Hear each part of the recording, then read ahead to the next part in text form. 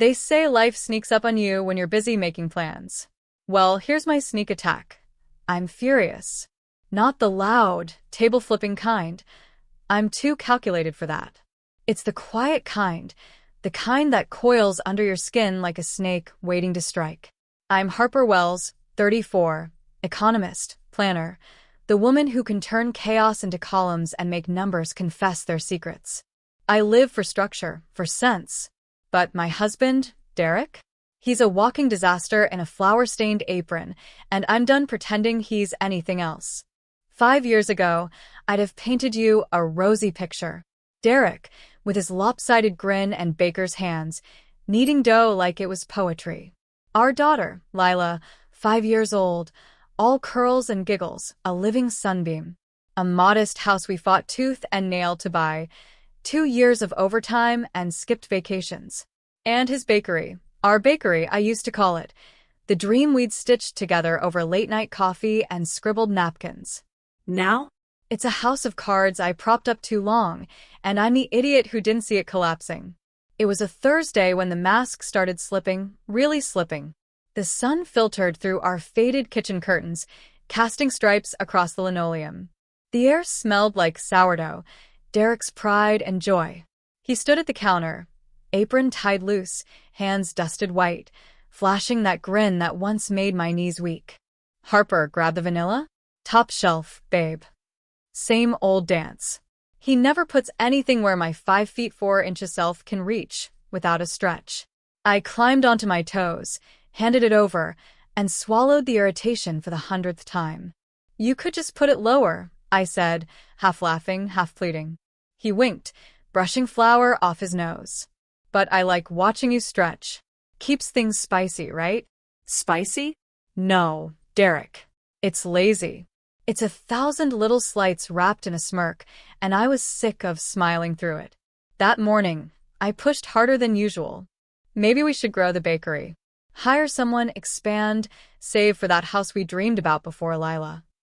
His grin vanished like I doused it with cold water. It's fine as is. Why mess with a good thing? Because it's not good. I'm killing myself at the firm, late nights, spreadsheets, stress, while you close early and scroll TikTok. We could do more, Derek. For Lila. For us. He leaned on the counter, eyes narrowing. Always more with you, Harper. Can't you just be happy with what we've got? Happy? With a husband who'd rather watch baking fails than bake a future? I nodded, let it drop, but inside, I was a pressure cooker. That was the day it hit me square in the chest. Derek wasn't my partner. He was an anchor, dragging us down while painting me as the bad guy for wanting to rise.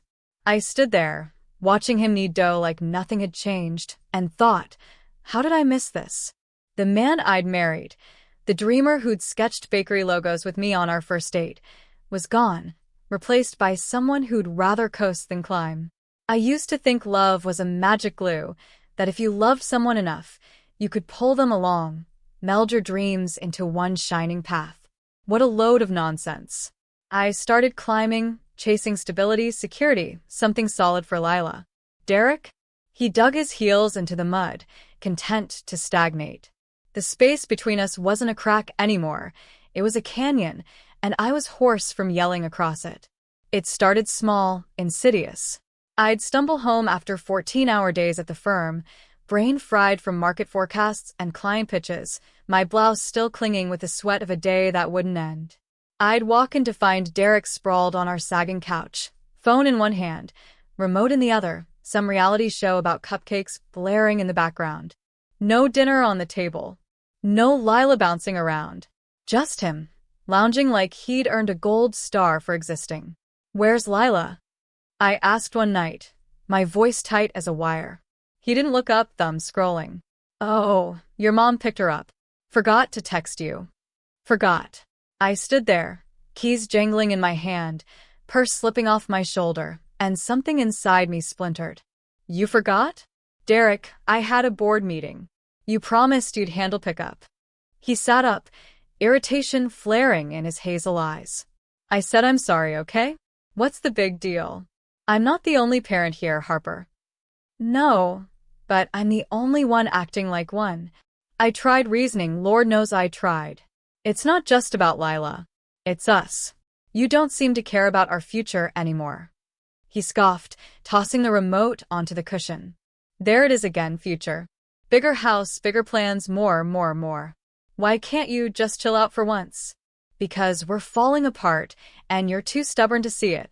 His chair scraped the floor as he shot up, towering over me. I'm sick of this crap, Harper. Every damn day, it's you pushing, me defending. I'm going to Mom's. And he was gone. Door slammed, truck engine growled, tires squealed. Classic Derek, running to Nancy, his personal cheerleader, every time I dared to challenge his inertia. She'd feed him her usual venom. Harper's too demanding. Too cold. Too ambitious. As if wanting more than a half-life was a sin. Next morning, my phone buzzed at 7 a.m. Nancy's name glared from the screen. I answered, steeling myself. Harper, why do you keep pushing him? She snapped, voice sharp as a blade. He's happy with his bakery. Why can't you be? I gripped the phone, knuckles widening. Happy? We're drowning, Nancy. Bills are stacking up, the bakery's a mess, and he's checked out. We've got a kid to raise. Maybe you're the problem, she fired back. Derek's a simple man. You knew that when you married him. Simple's fine. Stagnant's not.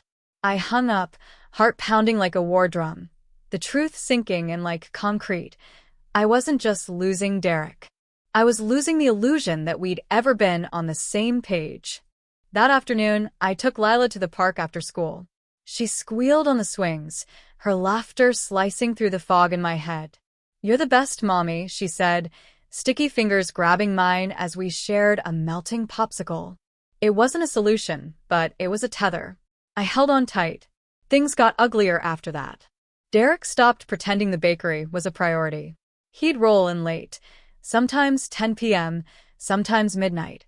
Reeking of yeast and cheap IPA, his apologies flimsier than a dollar store napkin. The bakery's hours turned into a roulette game. Open when he felt like it, closed when he didn't bother to set the alarm. Lila's routines? Optional. Bedtime became a suggestion. Baths a negotiation. Our marriage? A ghost ship drifting toward jagged rocks, and I was the only one at the helm. One Tuesday, the sky hung low and gray, heavy with the promise of rain. I'd barely survived a board presentation, fueled by caffeine and desperation, my voice hoarse from defending my projections to a room of suits who didn't care. I picked up Lila from school, hit the grocery store, paid the electric bill online while stuck in traffic. I walked into our house, arms loaded with bags, shoulders screaming, and there he was, Derek, king of the couch, beer in hand, feet propped on the coffee table. Dishes festered in the sink, a sour smell wafting up. Laundry spilled across the floor like it had given up too. What the hell is this? I snapped, dropping the bags with a thud. Can you at least pretend to care about this house? About Lila? He didn't flinch, eyes locked on the TV. Rough day, Harper. Layoff. Rough day doing what? Sitting here while I work 12 hours and play maid. He took a slow sip, deliberate, defiant, a middle finger in foam. I'm dealing with stuff, okay? You think losing a business is a walk in the park? Losing it? You watched it die. You had chances, expansion offers, investors begging to buy in. You said no to every single one. He shot up, face flushed with anger. Because I'm not some suit like you, Harper. That's not me, never was. No, you're worse. A grown man throwing a tantrum while your wife carries everything and your daughter watches us fall apart. Mommy? Daddy? Lila's voice cut through, small and trembling. She stood in the hallway, clutching her stuffed bunny, eyes wide with fear. Please stop yelling. The room froze. Derek turned away, jaw clenched. I dropped to my knees, pulling her into my arms, her shakes breaking me open. This wasn't a home anymore, it was a war zone, and Lila was caught in the crossfire. That night, we didn't speak, didn't touch, just coexisted in a suffocating silence that screamed louder than any fight. Lying beside him, I stared at the ceiling, the truth clawing at me. This wasn't a rough patch. It was the beginning of the end. After Lila fell asleep, I dug out an old notebook from under the bed, Our dream list from 6 years back. Bakery expansion, a house with a porch swing, a trip to the coast. I tore it into confetti, tossed it in the trash, and felt a weight lift off my chest. Step 1. Letting go of what used to be. It was past midnight when I found him. Derek slumped at the kitchen table, the dim overhead light casting long shadows across his face. Bills sprawled before him like a crime scene.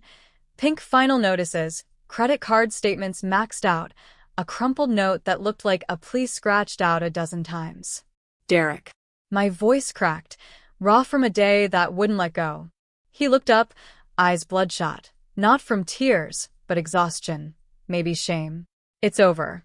The bakery's done. Rent's 3 months late. Suppliers cut us off. We're bleeding money. My stomach twisted into knots. What are we going to do? He stared at the papers, silent, like they'd rearranged themselves into a miracle. We've got Lila to think about, I said, voice firmer now. Maybe it's time you. No, he snapped, cutting me off. Don't even say it. Get a job. Something temporary. We need cash, Derek. He sneered, leaning back in the chair. A job? Me? Wearing a name tag, clocking in like some drone. It's not about pride. I shot back, slamming my hand on the table. It's survival. We're drowning, and this is bigger than your ego. He shoved the chair back, the screech echoing through the house. I don't need you lecturing me like I'm some lazy failure. I built that bakery from nothing. And now it's nothing because you wouldn't adapt. He stormed out, muttering curses under his breath, leaving me with the wreckage. Next morning, I called Nancy, desperate, foolishly hopeful she'd see reason. Nancy, the bakery's gone. Derek needs work. We're in serious trouble. She laughed, a short, cruel sound. My son's not punching a clock like some desperate nobody. He's a business owner, Harper. He'll figure it out. He's unemployed, Nancy. We're buried in debt. Lila deserves better than this circus of pride and delusion. You've always exaggerated everything, she sneered. He's above your level. I hung up, the blood roaring in my ears, her words slicing deeper than I'd expected. That night, Derek slunk in late, eyes avoiding mine, the faint whiff of beer trailing him. I didn't ask where he'd been. I didn't care. The bakery, his soul, our starting line, was dead. And he was still clinging to its corpse, pulling us under with him. Something snapped. I couldn't breathe in that house anymore, suffocated by the weight of his denial and Nancy's disdain. I grabbed a half-empty bottle of whiskey from the cabinet, Derek's stash, and stormed out to the backyard. In the shed, I found it. The old apron we'd had made when the bakery opened. Wells Bakery, stitched in red thread across the chest, our names intertwined like a promise. I stared at it, the fabric worn but heavy with memories, late nights rolling dough, laughing over burnt loaves, dreaming of a future that never came. I doused it with the whiskey, the sharp scent cutting through the damp air. My hands shook as I struck a match, the flame flaring gold against the night. I dropped it, and the apron ignited, fire licking up the threads, consuming the lie I'd clung to for too long. It burned bright, fierce, a beacon of the truth I couldn't dodge anymore. I wasn't sharing a dream with that man. Maybe I never had. The heat stung my face, but I didn't move, watching until it was ash. I wasn't just letting go, I was breaking free. A week later, a letter slipped through the mail slot, an old investor, Jack Hensley, offering $10,000 for the bakery's name and recipes. Derek crumpled it, tossed it in the trash with a grunt. I fished it out when he wasn't looking, stashed it in my desk drawer. A flicker of a plan sparked. Maybe I could use this. That same day, I caught Lila sneaking cookies from the jar. She grinned, crumbs on her chin, and whispered, "Don't tell Daddy." We giggled like conspirators, and for a moment, the weight eased. After the bakery sank, Derek didn't just withdraw, he decayed. He became a permanent fixture on the couch, TV blaring infomercials about miracle mops, empty beer cans piling up like trophies of surrender. The man who'd once risen at 4 a.m. to knead dough by hand was gone, replaced by a shell that smelled like sweat, stale hops, and bitterness. I dragged myself home after 10-hour days, sometimes 11, sometimes 12, only to find laundry mountains and Lila coloring alone on the living room rug. Her drawings had shifted. Fewer rainbows, more storm clouds, stick figures standing miles apart. Then the money started vanishing. $20 from my wallet one day, 40 the next. A crisp 100 I'd set aside for groceries, gone by Wednesday. I wanted to believe I'd miscounted, that exhaustion was playing tricks. But the third time I knew. So I tested it, left 2 marked bills in my purse, folded just so. Next day, one was missing. That night, I walked into the living room, fury boiling over. Derek sprawled on the couch, laughing at some dumb sitcom, oblivious to the storm brewing. "Derek, are you taking money from my purse?" What? No. His eyes didn't leave the screen. "Don't lie to me." He sighed, finally glancing up with that tired, defensive glare. Fine. I took a little. For beer. It's not like I'm out gambling or snorting it up. Beer? You're stealing from me for beer while I'm working myself into the ground to keep the lights on. He smirked, shrugging. "Don't be so dramatic, Harper. It's just a few bucks." "My bucks," I yelled, voice breaking. "It's not just money. It's respect, trust, and you've shattered both." He stood, looming over me, chest heaving. "You want to talk respect? All you ever do is nag, criticize, push. Nothing I do is good enough for you. You haven't done anything. I've carried this family while you spiral into self-pity and blame me for the mess you made." Lila's voice stopped us cold. "Are you fighting again?" She stood in the hallway, bunny clutched tight, eyes glistening with tears. We froze. Derek looked away, hands in his pockets. I dropped to my knees, pulling her close, my rage melting into guilt as her tiny body shook against mine. This wasn't just dysfunction, it was destruction. Something had to snap, and soon. Next morning, I opened a secret savings account, $1.50 for my paycheck, tucked away online. Small, but mine. A lifeline I could control. 3 days passed with no sign of Derek. His side of the bed stayed cold. His phone went straight to voicemail. I didn't know if I was more worried or relieved, but I kept going for Lila, for the bills, for sanity. School runs, mac and cheese dinners, bedtime stories about brave princesses. I held the fort. Then on the 4th day, the front door banged open. Derek strode in, clean-shaven, smug as a peacock. Nancy followed, chin high, smirking like she'd just won the lottery herself. "Where the hell have you been?" I demanded, voice trembling with the storm I'd bottled up. He held up a tiny slip of paper, grinning like a Cheshire cat. "Right here, Harper. This is where everything changes. I won. $30 million. My stomach dropped like a stone. What? Nancy stepped forward, glee dripping from her voice. "And guess what, sweetheart? He bought that ticket with your credit card. Funny how that worked out, isn't it?" "You used my credit card?" I whispered, the words trembling as they left my lips. Derek shrugged, casual, as if he'd borrowed a pen. "Needed a little pick-me-up. And look, it paid off big." "That's our money." "No," he said, voice flat and cold. "It's mine.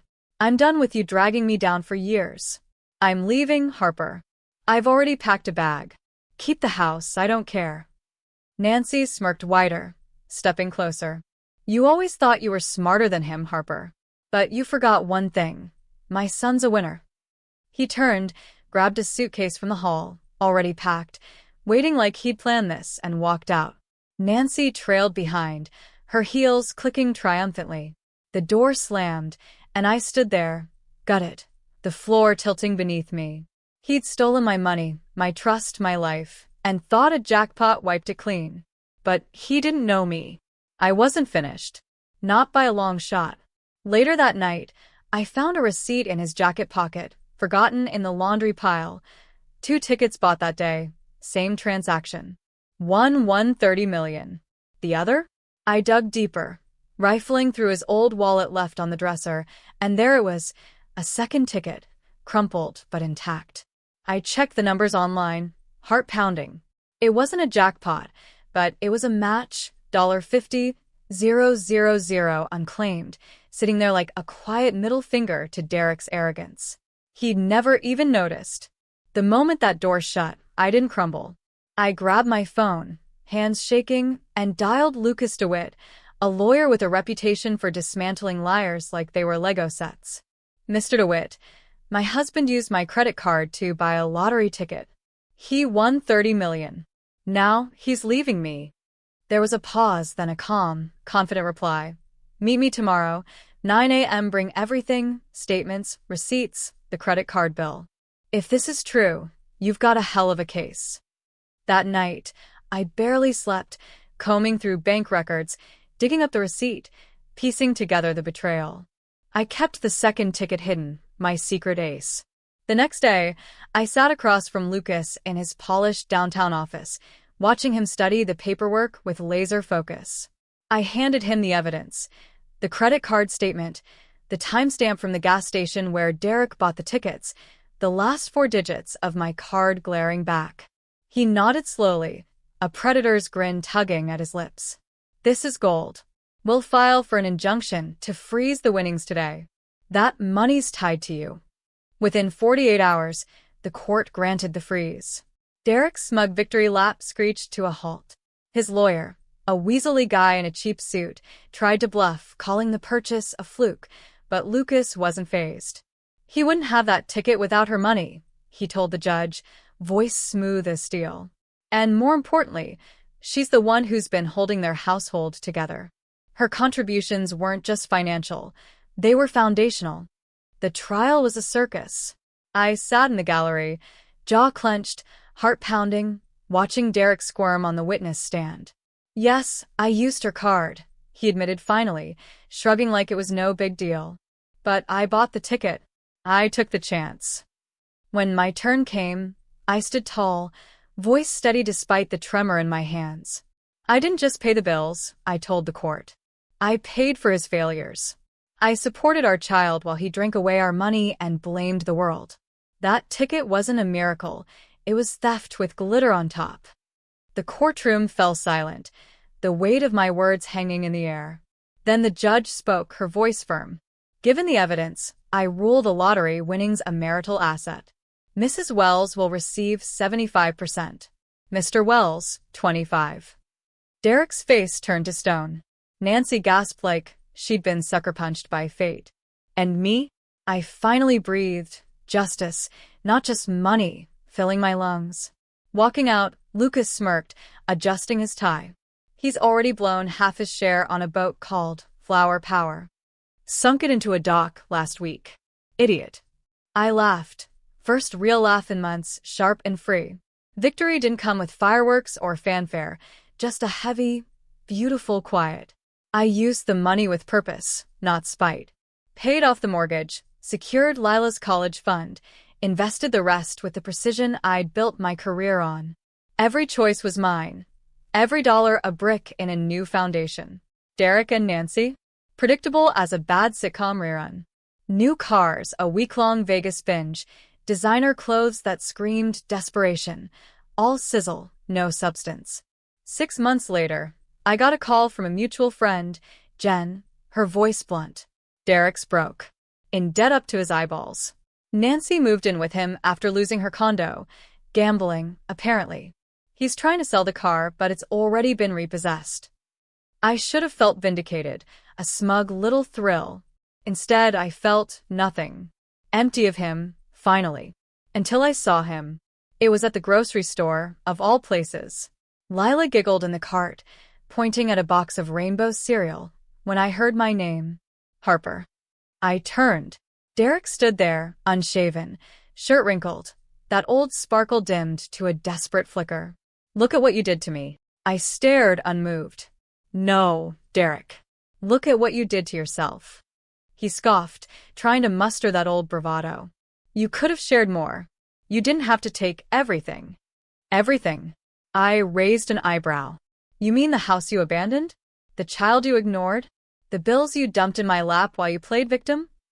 Lila tugged my sleeve. Mommy, who's that man? I looked him dead in the eye. No one, sweetheart. Just someone who used to know us. He flinched like I'd slapped him. I turned and walked away, Lila's laughter filling the air as we rolled down the next aisle.